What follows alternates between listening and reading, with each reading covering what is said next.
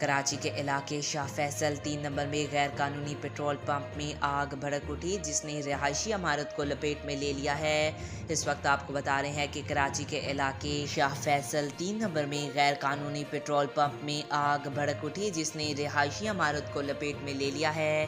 तफसीलात के मुताबिक रेस्क्यू हुकाम का बताना है कि पेट्रोल पंप रिहायशी इमारत के नीचे कायम है। आग ने इमारत को अपनी लपेट में ले लिया है जबकि लोग भी फंसे हुए हैं।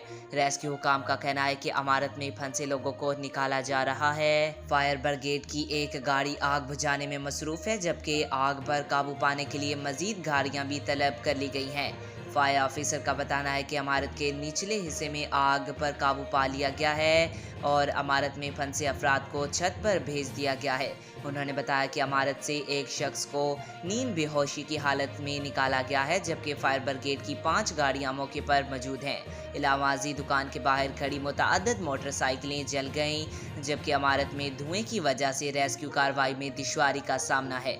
आज तक के लिए इतना ही, मिलते हैं अगली वीडियो में, तब तक के लिए अल्लाह हाफिज।